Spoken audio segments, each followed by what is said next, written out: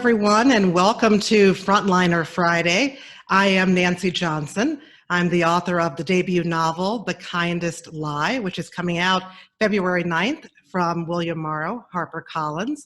And I'm so excited to have all of you here with us. You are in for such a treat because we are joined by an absolute icon, a legend in literature, the great Edwidge Danticat.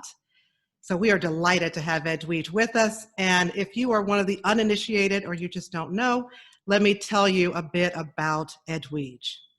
Edwidge Danticat is the author of several books, including Breath, Eyes, Memory, an Oprah Book Club selection, Crick Crack, a National Book Award finalist, The Farming of Bones, The Dew Breaker, Create Dangerously, Claire of the Sea Light, and her latest, Everything Inside. She is also the editor of The Butterfly's Way, Voices from the Haitian Diaspora in the United States, Best American Essays 2011, Haiti Noir, and Haiti Noir 2. She has written 7 books for children and young adults. Her memoir, Brother, I'm Dying, was a 2007 finalist for the National Book Award and a 2008 winner of the National Book Critics Circle Award for Autobiography. She is a 2009 MacArthur Fellow, a 2018 Ford Foundation The Art of Change Fellow, and the winner of the 2018 Neustadt International Prize and the 2019 St. Louis Literary Award. So a very impressive bio for a very impressive author. Welcome, Edwidge. Thank you, Nancy. Thank you for having me, and congratulations on your book. Oh, thank you so much. Exciting. Yeah, I should be thanking you because, I mean, when I look at you and the example that you've set, the bar you've set for storytelling and literature, I feel like I stand on your literary shoulders. So I want to thank you too for that. Well, it's all a lineage, right? Like I stand on the shoulders of some great giants too. So it comes to all of us. Thank you. Yeah. Let's start off by talking about this. How are you doing right now? And we're all in quarantine and isolation. So what's this period been like for you, and how are you staying sane and centered through it all? Well, I've been here in Miami where I live with my 2 daughters who are in school online even now, and my husband. And we've been, we also live with my mother-in-law, who's in her 80s. So we've been very careful. We have a little bubble with 2 other families that we get out to the beach with. And so we've been really staying sane by going to the beach and been doing a lot of reading, some writing, mostly nonfiction. But the downfall of my sort of this time is that I've become a news junkie. I was always a news junkie. Oh, I know. Yeah. But I've become more of a news junkie because we do live in this environment where you feel like, oh, if I'm not watching the news, something could happen that like in the 5 minutes that I've been away. So I've become a kind of a news junkie. I really need to get over that, but I just like absorb too much of the news. How about you? Yeah, I'm the same way. Yeah, it's been tough. I have an elderly mom, and so I've been spending a lot of time with her, just trying to keep her safe. And then, coming back to my apartment and doing things here, with my day job. So it's been a lot, and just so much stress with, the pandemic and then the racial unrest and just all this other stuff on the news. I'm a news junkie too, as I'm a former reporter, so I cannot turn away from it. But but trying my best to, stay sane through it all. Let's start off by having you show us your book, hold it up for us, and tell us a little bit about Everything Inside and about the beauty on the pages within. Well, Everything Inside is a collection of stories, and all the stories somehow revolve around love, right? And love of country, love of family, romantic love. And that's why actually one of the epigraphs is by the great Nikki Giovanni, where it says, "We love because it's the only true adventure." So everyone is kind of going on an adventure of love through the book. And the title, Everything Inside, actually comes from, I live in a gentrifying neighborhood around here called Little Haiti. And one day I was walking down the street and one of my new neighbors had a sign that says, "Nothing inside is worth dying for." And there was a gun in the middle. And I realized it was kind of like a warning, stay away sign. And my writer head, I started revising that sign. It's like, shouldn't it be everything inside is worth dying? And then I thought, I want to write a story around that thing.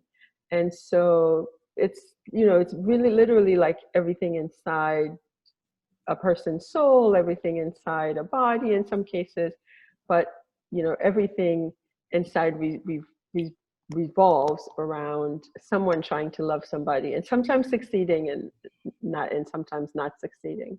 Yeah, interesting story about how you got the title and the inspiration for the book. And you talk about love. I also noticed that death is also something that I see recurring in the book too. Talk to me a little bit about the focus on death as well, and how does death teach us how to live and to love? Mm. Well, the book that I wrote before this book was a nonfiction book called The Art of Death, Writing the Final Story. And it's a book that I ended up writing after my mom passed away. So that death, I was in that mindset, and I think the Louise Gluck, the poet who just won the Nobel Prize, when one of her poems, there's a line that, how do I know, it's like, I'm paraphrasing badly, but it says, how do I know you love me if you're not grieving me? It's something like that. And I just remember seeing that a while back. And then, it's kind of that kind of love, the way love is connected and with separation, which is certainly something that happens a lot in migration, right? Whether it's the Great Migration in this country or these other migrations that we're seeing now with immigration all over the world, and that we'll see more of with climate and other issues, environmental issues. So yeah, it's death is certainly a part of life, as so many of us know, and as so many of us are thinking right now with the precarity of life. So many of us have lost people we know or love to COVID-19. And that suddenly, it's like every day now, I mean, whether we like it or not, every day now we live with death as a constant reality, as a constant fear. It's not as distant as it was. So just as you were saying for your mother, and just with my elderly mother or even my children, so much of the way we manifest love now is by keeping the people we love safe from what can potentially be death. Oh, that is so powerful. You're right. We are so focused on death right now, with more than 200,000 Americans who've lost their lives to this deadly disease. And we're faced with our mortality, and that's something we don't usually like to talk about or think about. So I was really fascinated really by all the stories in the book, but there's this one powerful scene where a man named Arnold is falling to his death. And I just was holding my breath reading that because I've thought about death, obviously, many times in my life, but it seems like you just captured so perfectly what that experience would be and what the reflection process would be. So do you mind just reading a very short passage to us from that scene? All right. So this is a story called Without Inspection, in which a man is literally falling from the sky. It took Arnold 6.5 seconds to fall 500 feet. During that time, an image of his son, Paris, flashed before his eyes. Paris, dressed in his red school uniform shirt and khakis, the day of his kindergarten graduation. That morning, Paris's mother, Darlene, had skipped around the apartment changing dresses as if she were the one graduating. Closing his eyes tightly as the hot wind he was plunging through battered his face, Arnold saw Paris at the classroom ceremony. He saw himself too, standing next to Darlene, who had finally chosen a billowing sapphire-colored satin dress. He was in the one black suit he wore to everything, to weddings and to funerals. One reason not to own too many things was their crammed two-bedroom apartment, but the other, at least for him, had to do with never wanting to feel bound. To feel attached to a few people was fine, to Paris and to Darlene, who was much a part of him as his blood was, but he never wanted to be tied to things, to clothes and shoes, gathering dust and packed closets, to a fancy car that required hefty payments every month. No, it was simpler to be free as this fall, which he had neither intended nor chosen. Wow, that is powerful. It took my breath away Thank just you. listening to you read it again. Like, where do you draw from to create something that powerful? Well, I was, when I first moved here to Miami from New York, I was born in Haiti, but moved to New York when I was 12. And I moved down here about in 2002, so 18 years ago. And at that time, there were two things that were happening a lot. People were coming by boat, both from Haiti and from Cuba. And a new kind of migration. It wasn't like previously, at least for the people who were coming from Haiti, in boats that they had made themselves and crossed on, but it was their speedboats. So they were, there were people who were trafficking, who they had paid, and they would drop them sometimes right when they could see land, but didn't quite make it. And a lot of people died just in that small stretch, because they couldn't swim. And then there were people who were working, immigrant men, mostly men, who were working, building these buildings that to me seemed to go up miraculously quickly. So, in 3 months you would have a whole building, but the people who were building them were immigrants who would not be able to even afford the prices of these types of buildings. And every once in a while, one would fall from the construction site, and it was always a horrific death. And the statements were always the same, and I had in my mind, these sort of, I guess, the literary ancestry of characters like Making Dead and Song of Solomon by Toni Morrison, with, and this notion of flight. And so I knew that I wanted to write about someone who was confronting a situation in which they were falling, but wanted to extend that moment beyond death. Like, what would they be thinking? What would they be looking at? And for each of us, that expression of your eyes, like your life flashing before your eyes, Yeah. different things would flash for us, and maybe different things would flash at different moments in our lives. So I really wanted to explore that sort of like that small window between life and death, and this man's really, very strong desire to want to extend it because he didn't want to leave behind the people he loved.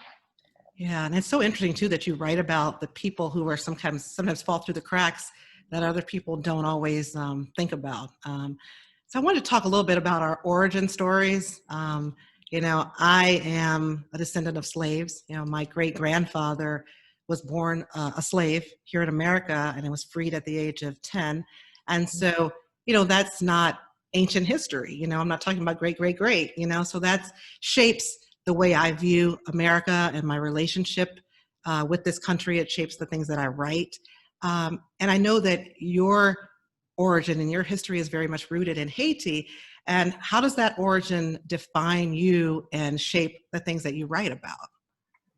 Yeah, I think one of the things that I think we both share in terms of this origin, I always think of your presence or my presence here as somebody's dream, Mm, right? yeah. This is why, they fought, they stayed alive Yeah. just so that we could be here. So it's something that I try to really instill in my children too, that you, or the realization of somebody's dream, as imperfect as it may be, but just the fact that you're alive, they just really, when you think about, like, for both of us, like the halls of the slave ship to get to this side of the world, like how much desire for survival must have been. That's what is in us, that's why we're here.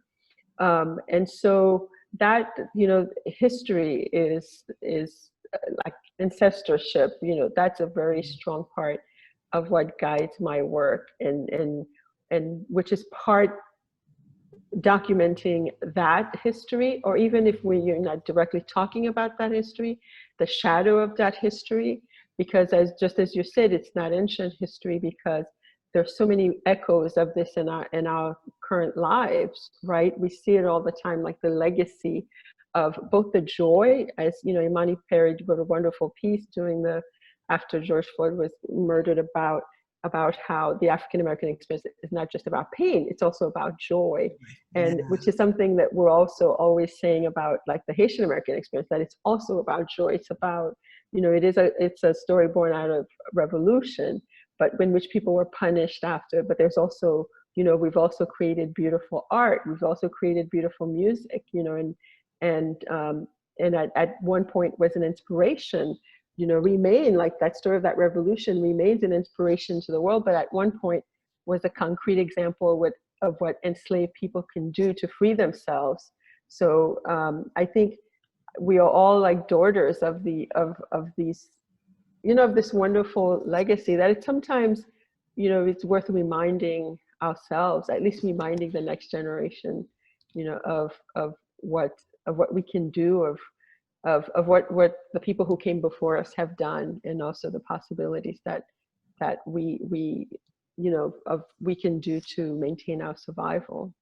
That's so true. And that is so empowering. And I think it may have been Maya Angelou who said that you are the hope and the dream of the slave. And, Yes, you know, yes, that's always with me, you know, in the difficult moments and like trying to write a book, publish a book and do these things. It feels like it's larger than me, you know, and that it's yes. like I'm carrying a people, you know, those who came before me and those who will come after me. I'm like, I'm carrying all of us with me on this journey that I'm on. And I think that just makes it that much more meaningful for me, you know. And I love what you said about Absolutely. the joy too, because it's like we are larger and bigger than our pain and bigger than our oppression. Yeah, and there are so many conversations about that, about what we write and how we write, about joy as well as pain. Yeah, and you know, I always I go back constantly to this essay by Alice Walker, you know, In Search of Our Mother's Gardens, where she talks about, she urges us to imagine like what our foremothers who wanted to paint, who wanted to sing, who wanted to write but couldn't, right? And how they found these alternative ways of doing it through their quilts, through their gardens, through their baking, you know, which a lot of people are doing now in quarantine, right? Yes, yeah. So there are just all these other ways of expressing ourselves, which, you know, Zadie Smith in this new book she has called Intimations talks about, like, you know, baking in quarantine as something to do, you know, that is on equal par with, say, you know, with writing per se. Yeah, yeah. I've been thinking so much, just with everything going on in the world and the country right now, about what it means to be American. And, you know, you have Haitian, and then you have American, and then there's the hyphen in the middle. And that's the duality. And I'm just curious, what is it like for you to kind of live on that hyphen between the two? Well, you know, a couple of years ago, Julia Alvarez, who's from the Dominican Republic, she wrote a book called Something to Declare, in which she talked about this hyphen as a kind of island Oh, unto itself. And Lydia Vega, another writer, said something similar. So I think there's that way of looking at it, the sort of the hyphenated identity that so many Americans have. And then I recently, doing the Kweli festival, interviewed Leila Lamani, who wrote a book called Conditional Citizenship, where she talks about these types of, also the citizenship that the hyphenated citizenship that is seen also as a kind of, you know, citizenship that can be taken away, right? Like it's sort of like given to you by a certain on a certain condition. And for immigrants, especially immigrants of color now, it almost means like at any time it can be taken away because you filled the form out wrong, because mm-hmm. or someone can always remind you that you don't belong, you know. And I think that's also the kind of environment we live in, that so many citizenships that we thought like were set, like you're a citizen, you're like all Americans, and then someone is like, oh, you know, wait a minute.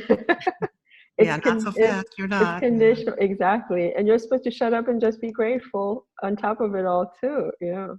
Yeah, yeah. So, I mean, there's been so much going on in our country, like over the past 3.5 years in particular.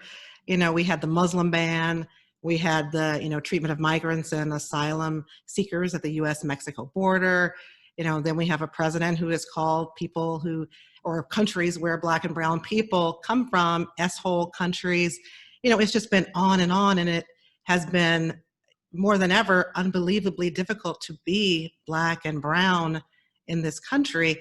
And I'm curious, how does all of that influence your work and your art? Does it empower you or inform what you write? Well, I think most of us as individuals, as a citizen, of course, you react to the news, especially if you're excessively watching it. And also, I think for me as a parent, that's usually my first reaction to what's happening. It's as a person, as a parent, as a sister to three brothers, as a mother to two Black girls, as a friend to many Black and brown people. So when the Muslim ban happened, for example, we had a group of us went to the airport when they had those protests at the airport.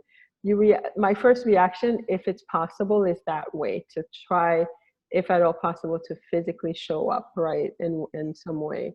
And then the writing is the next. It's like writing is another way of participating.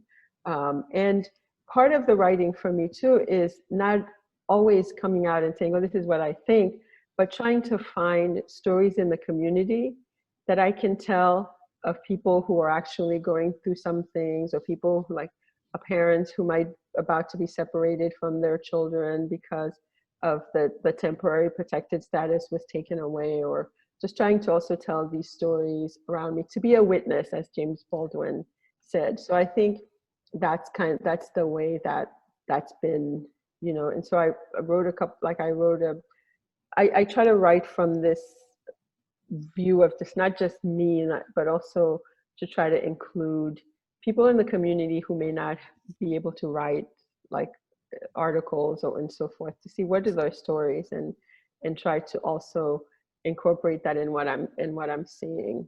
So I'm really curious, for example, to see what comes out of this era for so many writers, right? Yes. Because it's probably the first time that we're all living through all these things together, because even, after George Floyd was killed, you watch the television and you could see protest in London, protest in Paris, protest in Syria, protest there, reaction to this. And at the same time that we have the COVID. So we're all sort of going through these common, and this election, God help us. And so we're all like, of course, these things affect us, in our daily lives differently, but we're all we have a sort of a common bar of trauma that we're all going through together. So I'm very curious to see like what art emerges out of that. But for me, it's more of like reflections and witnessing and observing. But I would be very curious in 10 years to see what kind of novels people will be writing about this period of time. Yeah, I definitely agree with you on that, because I think you're right. With the pandemic, everybody's not rushing, going out, leaving the house as much to go to work. They may be working from home, or they're not heading to a party on the weekend. Everybody is confined, and we're all here in this space together, and we're experiencing all of it together, which makes it unique for sure.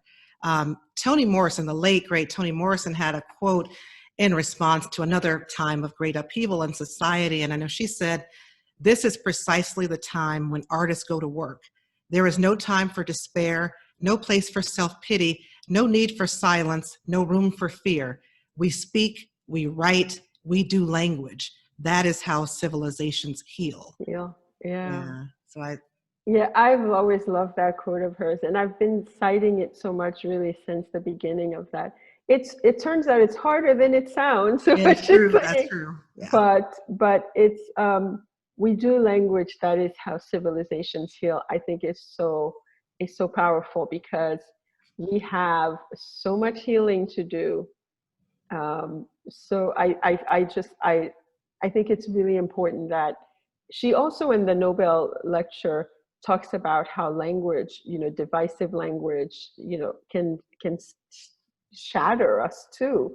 So it's very important that we see both sides to it. And she's offered us both sides, how, you can do language in a way that's healing, that's building, that's uplifting, and God knows we're surrounded also by so much destructive and befuddling and belittling and racist, homophobic, transphobic, all these different types of, like destructive type of language at the same time. So it's even more important to do this kind of language that does heal civilization. Like that means different things to each one of us. To some of us, it's comedy. To some of us, it's prayerful. To some of us, it's lyricism. To some of us, it's poetry. But I think it's very, I think Toni Morrison, like when I reflect on her life, I feel like she gave us guidance for each of these moments she did. That were blueprint for us. Exactly. Yeah. And I love how she is still guiding us, and that her wisdom is still with us now, and that we're using it. Yes. To fuel us. And this month, I think this week it's a big anniversary for the Bluest Eye. And there are different people who are doing like a read through of the book. So she's still with us. And that's what ancestors are, and that's what ancestors do, right? They're not with us physically in the body, but they continue to guide us in some way. Yeah, the Bluest Eye is my favorite. So yeah, good to hear that. Like I still think about Piccola Breedlove and in her life, and yeah. Yeah, I recently had to, but not had to, but I reread it when my daughter was reading it for the first time for school, and it's so powerful. I mean, really, she was so amazing on every line. Every sentence was like a jewel from her. It really was. And another thing, just as a debut author, I've worried a lot in writing my book about how I represent my community and how to do it well. And in some ways it was sometimes stifling to feel that I don't want to make a mistake. I don't want to misrepresent my community or mischaracterize them. And so I'm curious about whether you have felt that at all in your writing process or dealt with that. And if so, was it ever paralyzing for you in the beginning? Oh boy, did I ever, I hope for you, and I'm curious to hear how that was, but I felt in the writing as a debut author, the freest I had ever felt in my whole life doing something. And that freedom came from like, I was writing it for me. There was really no one waiting. I was writing for the love of it. And then when I went out with my book, I got a lot of pushback because in Breath Eyes Memory, which is my first book, there's the mother is obsessed with virginity and she tests her daughter's virginity. So, and then I think when people read us, we're talking about Alice Walker, she certainly faced this. When people read Black women writers or, women immigrant writers or women of color, they think, oh, you're an anthropologist, you're a sociologist, right? It's like you it's as if they think you lack the imagination to like, okay, oh, this is like you're telling your life. You could be telling part of your life. So I had, people from my culture were like, oh, you've told these white people all these things, and they keep asking me if that's happened to me. Right. So it was kind of, it was very difficult. And I feel like I learned from that. But eventually you have to tell the truest story you can, right? You told your truth, or you told your character's truth. It's not always going to be funny. And, and it's sometimes we have to tell difficult stories. So do you feel at ease with yourself? I mean, it's normal to have some level of nervousness because we want to protect our community, right? Yes. And so, but how do you feel now? Like that you can't change anything. I can't do anything now. It's done. I know. I feel at ease about it, or somewhat at ease now, but there's still so many like within the Black community who haven't read it. I mean, I've had more white people reading this book than Black people reading it. And maybe, that was on a subconscious level. I did that because I've been afraid. And also publishing is very white. So yeah, publishing is very white, right? So I didn't have any, choice in the matter. Yeah. Yeah, but I think also there is still a bit of trepidation about how they will feel about it. I mean, my main character is a Black woman engineer who is very successful, but she had a baby when she was 17 and left that child behind, in the dying Indiana, factory town that she's from. And so I kept thinking, okay, I've got some flashbacks to her as a teen mom. Am I saying that this is who Black women are? And Oh no, and I thought about some of those yeah. things, and just worried about that. And I've had other Black authors say that you shouldn't worry because if you've created Yeah. complex characters and they're fully Absolutely. realized that And that's not a caricature necessarily. and you're not going to be able to change how people read it. You're saying that's who this Black woman is, That's true. right? And I think now people, we've had high profile Black women from the First Lady Yeah. to women in space. So I feel like if somebody would immediately jump to that, if you've created a really complex, nuanced character, that says more about them than about you. I did, like, for myself, I felt guilt. It was my first book too, and I felt I did have a certain level of guilt. But I think what it pushed me is that, okay, then I have to work harder at being more complex. Not that I knew that I would change people's minds, but I always tell people, like young writers, I was like, not everybody who criticizes you hates you. Always crazy. I'll try to remember that when the Goodreads reviews and the Amazon Yeah. come in. Anyway, well, stay away from those. I mean, That's what they tell me, but I can't help. yeah, I know, because someone was telling me, another writer was saying, well, if other people are reading them, I should read them. I should know what they're reading, I should know what they're saying about what me. they're saying. But I mean, it's just like sometimes not every, it's a very obvious lesson.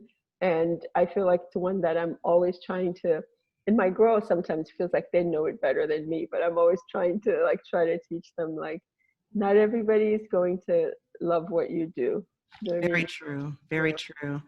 I do want to take a quick moment just to say, for the people who are watching out there, please leave questions for Edwidge in the comments, and I'll get to those questions, hopefully very shortly. So please, I know she's anxious to hear from you and to answer your questions. I just want to talk a little bit, since we've talking about, me being a debut author, I want to talk about writing. Tell me about your writing process. I mean, we have a lot of writers I know who are watching this right now, and also readers who are fascinated, I think, about how the sausage gets made in the writing world.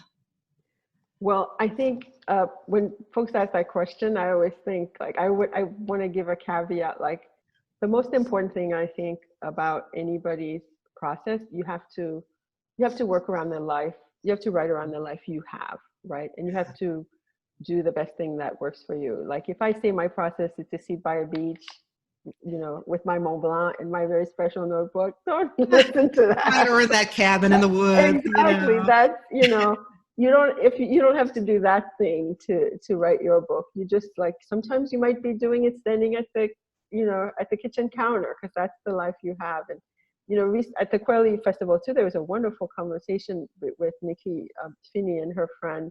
I'm forgetting the name of the other writer. They had a wonderful conversation about how the other writer was, like, writing at stop signs, right? And it's just like, you have to do what you have to do to get your work done. But my process is usually, I think about something for a long time, and then once I think I have a beginning and an end, I start going to try to write towards the end. And sometimes. But do the characters come to you first, or the theme, or what It comes depends. first? Yeah, Yeah. sometimes it's a line. Sometimes it's like with that situation, it was like seeing that sign. Sometimes it is one character, like with my book Claire of the Sea Light. It was like I had this image of this young girl, and I started kind of following her around, in my mind. And then I start writing, and I try to do a draft and just to go through without stopping. And then I go back and layer. I find a lot of my, like, the real true work for me comes in revision. And revision is more than just like fixing up sentences, but like layering and adding once I know where the story is going. Yeah. Do you enjoy revision more than the initial drafting? Of course, because I love having something to work with. Yeah, other than the blank page. Exactly. I think when you're the initial drafting, you're really kind of flying blind, right? It Yeah, could, and I always have this nervousness when I'm like on a first draft that I can lose the book at any time, yeah, right? That it's just like, oh, maybe there's not much there. And I've had a lot of things like that where it's like I thought it was a novel and it ended up being a short story. So you feel that fragility until then there's a moment where you're at, so it's like at a point where you're like, oh, I can see everything that happens from yeah. here on. And then you start feeling more secure. But I get super nervous at the moment where it's like, oh, is this really worth my time?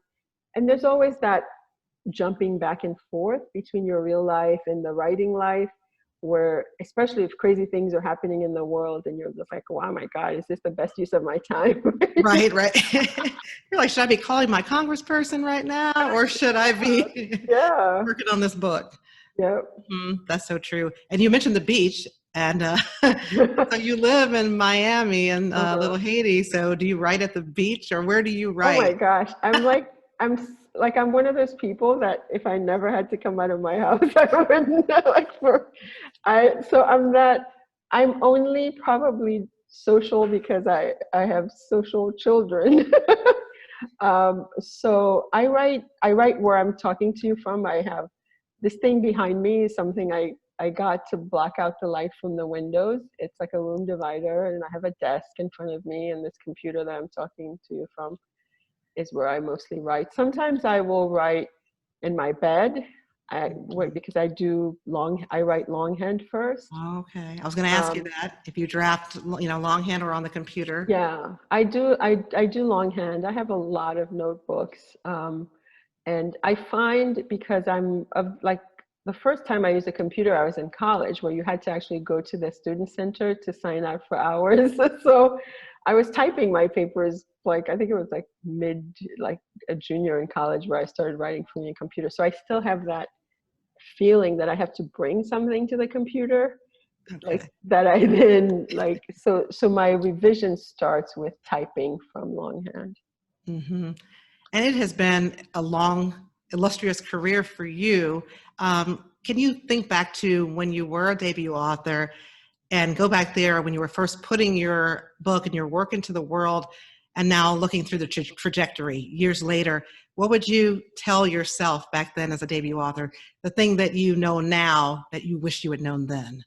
Oh my gosh, I got the best advice as a debut author, from my editor than Laura Ruska at Soho Press. So it was a very different world then. It was only print reviews. There was no Amazon. There was no, internet. So it was basically, you were going to be reviewed in the paper, and the paper was in you had to literally like they sent me clippings at the end of the month of the reviews. So, but Laura told me, and so when my book was about to come out, my book was Breath Eyes Memory was my thesis for my MFA. And so I went from my MFA to working for a film production company for Jonathan Demme, who did Silence of the Lambs. And he worked a lot in Haiti. We worked on some documentaries. So I had an office on Broadway, not too far from my publisher. And I remember when she had the galley for me, Laura Ruska, my editor, walked over maybe about 5 blocks from her office, and she came over to my cubicle at Clinica Estetico, Jonathan Demme's office where I was working, and she said, you're going to have a big career, and she said, I want you to start something now before the book is out. And because then whether it's well received or badly received, you will have begun something. And so, and for me, that I've always followed that advice with every book. Like before it's published, before I have a book published, I try to start another book so That's great that, advice. Yeah. yeah, so that I have something in the works because, you find that you're really vulnerable at that moment where the book is out and you're Mhm. sort of like, you shouldn't do it, but you're like refreshing. Yeah, Lots of fun. I refresh constantly. I wake up in the middle of the night and look Oh and no, see you have to what's stop going on Goodreads, what's my that. Amazon ranking. No, no, don't do that. That you're gonna drive yourself insane. I wouldn't do that. I mean, like the review, it's like that weekend when they all come in. You're like, oh my Right. god, what are they gonna say? So, and I do read those reviews. I think because I think you can learn from them. But I've always tried to have something else going because it's I because I feel like, okay, if the reviews are bad, then you could just go back to what you're working on and go, okay, I can do better, I can learn, and then if they're good, you're like, yay, encouragement to keep going. So that was like the best advice I've ever gotten, I think, about that. And I'm really grateful to her for that because I've kept it, as a practice through like even to now. That's great, great advice to always have another project going. And so, it helps you to deal with the ebbs and the flows of, Yeah. ups and downs of this industry. And it Um, reminds you why you're in it, right? It right. reminds you, like for me, that's the really more than the public side of writing. It's really the most joyful part for me is when I'm in the story, and as Zadie Smith said, I think it, like in this essay, The Crafty Feeling, where the people in your life feel less real than the people in your story.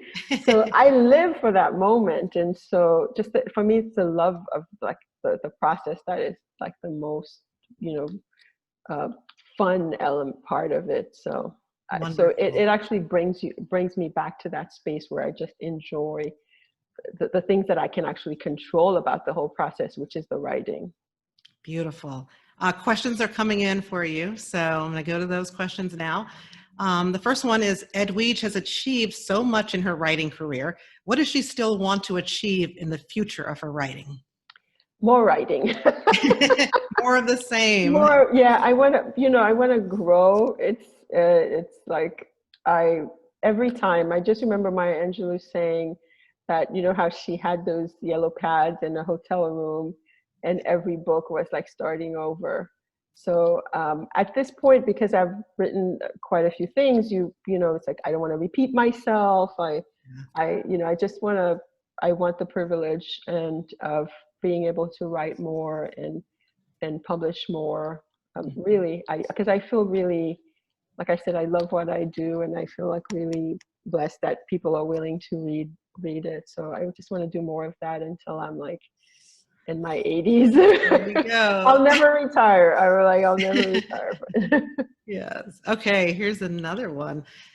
Do you feel that your dual cultural experiences enrich or hinder your creativity?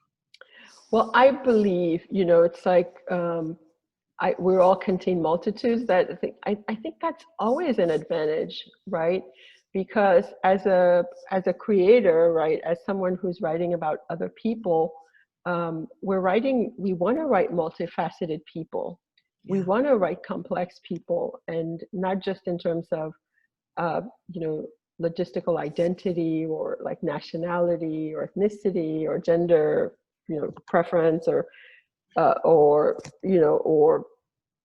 work or anything like that, but we want to write really, really complicated people. So I think the more facets we have to not just who we are, but to our lives, the more exposure we have to different kinds of people, different ways of life, I think that adds to how we can create. So I see whatever growth that comes through experience or that comes through being as an advantage, as a kind of another set of windows that is open to me in terms of like the kind of people and characters I can create and write about. Mm-hmm. There was a continuation of this question, getting back to what we had talked about earlier with dual identity. She said, does her dual experience present obstacles in terms of not wanting to hurt or offend either group? Yeah, well, it's kind of like what you were saying. I think for many of us, right, it's what hurts when you're accused of like writing something misrepresents or maligns your people is that, for example, you know, I would be the first, like, to be like, oh my gosh, you're talking badly about my people, you know? Right. And then so when it's like, it turns, you know, back to you, it's double hurt, because that's, you don't want to do harm, right? You want to do no harm. But there's, it's just, there's, you also can't lie, right? Lie in the way that's beyond fiction. You can't be like, so sometimes people are like, oh, why don't you write about the beaches? Why don't you write about, like someone else is writing about the beaches. You know, this is like what you know, I want to write about the complexity. I also write about the beaches, like Clear of the Sea Light is all on a beach, but it's not a touristy beach, you know? Right. So I think sometimes the complexity that you're reaching for can be painful to people, but even people, you know, close to me, even people in my own family, you know, I think that's the hardest, where people are like, oh, come on, shut up, just like tell a happy story. Right. But ultimately you have to tell the story that haunts you, the story that might even frighten you to tell, you know, the story that you're shaking as you write, the story that you're crying as you write. Sometimes that story also could be the story that you're laughing as you write. But there has to be something in it that really moves you, that really makes you, because sometimes if it's a novel, it's a long haul, as you know now, Nancy, Yes, right? now I know. Yes. Yeah. So you're going to invest so much emotion, so much time, you're going to miss so many things to write something. It might as well be the thing you want to write, not the thing everybody else wants you to write. Yeah, and there's that saying, no emotion in the writer and no emotion in the reader. Yeah. And so you have to feel it if you want your reader to feel it. Yes. This is going to be our final question. And this one is to both of us. And it asks us about who or what instilled your love for reading. And I'll just take that one first. I've just always been a reader. As a child, my parents read to me when I was little. I remember still my mom taking me to the public library, King Branch Library on the south side of Chicago. And usually in many communities, you hear King Street, King Boulevard, King Drive, and people think about violence, people think about the inner city code for Black people, you know, but it was King Branch was really a refuge for me in my community, because that's where I was really exposed to books and to reading. So that's really where I discovered my love for reading. I read in the beginning so many Nancy Drew mysteries. I love those. I still have like more than 60 of those. Wow. And somebody was just, I know I kept those. I just loved them. And somebody was asking me about this recently. And I realized, looking back on it now, that the books I read as a kid, Nancy Drew mysteries, I read the Beverly Cleary books, you know, Beezus and Ramona, and Judy Blume, Are You There, God? It's Me, Margaret. And all those books, none of those were books that centered Black characters at all. Black characters were non-existent in those books. And I didn't even think about it because I didn't know to think about it when I was a child reading. But that's my experience with reading. And so now that I get to put characters like myself with my own life experiences on the page, I consider it just such a privilege to do so. So what about you? Who or what instilled your love for reading, Edwidge? Well, it's funny. So the first book my uncle gave me when I was 4 was the Madeline book, right, in the House of Paris, that was covered with vines. It was in French.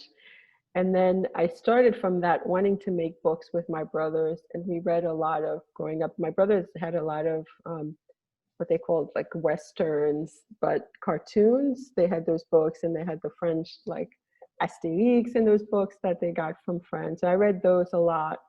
And then I read, the first book I read in English was my Angelou's I Know Why the Caged Bird Sings. Oh, yeah. And I was like blown away by that. I just couldn't believe how honest it was, like how she just bared her soul. But I read a lot of Nancy Drew too, and Hardy Boys. Okay, yeah. Yes, like I read my girlfriends and I, like we actually read those. Like we were big readers in church. Like that's like sounds awful. That's hilarious. Or like sneaking, like doing the long sermons or reading in church. So we read a lot of those in church. I read a lot of Harlequins too. Yeah, I did too. Harlequin and Silhouette. Yeah. And then I remember like if you're of a particular age, you'll remember like passing out wifey in junior high school with the sex scenes highlighted all. Highlighted, girl. Yes, yes, yes. I remember that was like Forever by Julie Blume was the same Yes, way and too. Forever, and Yeah. it's like all that stuff seemed like so risque back in the day. So yeah, along with the wonderful Black literature, I was also reading this, and I thought, I mean, that was really wonderful, like the combined joy of reading Hmm. when you're little, and just like finding the pleasure. That's why, for example, a lot of people restrict what their kids read. Like I don't, you can't read like but I let my girls read like what they find pleasure in. Like my youngest loves graphic novels. I was like, yeah, just read all the, Hmm. as long as you check in with Miss Jacqueline Woodson once in a while, and like Right, all right. that, Oh, I love Jacqueline with Easy Woodson. the Boy, like you read some of the, like When I Guide Your Way. Yeah, You love yeah. Jacqueline Woodson too. And can you imagine, like, if we had Jacqueline I Woodson, know back in the day, can you imagine right? what books I Yeah. would be able to say I read as a kid? They Yeah, would be but I Jacqueline think Woodson there's books. other books too that were like, in a way, it was a kind of voyeurism that was interesting for us, because I was like, oh, that little girl is so free. She's going all over the world solving mysteries. How? I know. I wanted to be in that blue convertible, Yeah, solving mysteries with Bess and George as best friends. And yeah, yeah, I yeah. was obsessed. So this has been fabulous, Edwidge. I could talk to you all Likewise. day, but Oh, well, thank yeah, you. This was really fun. Thank you for doing it. yeah, wonderful conversation. Thank you. Thank you to the audience out there for watching. This has just been tremendous. I'd like to encourage everyone to buy Everything Inside. It is fabulous. You will just sink into the And you stories of that show collection. them your book too. Oh, okay. All right. So I'll folks do a will little know. commercial for my book. Yes. Yes. Kindest Lie. Coming your way February 9th from William Morrow HarperCollins. Story of race, class, and family at the dawn of the Obama era. So I'm excited Wow. for people to read it, and you can pre-order it everywhere books are sold. So buy both of our books. That would be the best thing ever. Also want to encourage everybody to blaze the vote. Please go out and vote. Make your voice heard. It matters. Yes, vote, people. Thank you again, and take care, everybody. Thanks for joining us. Thank you.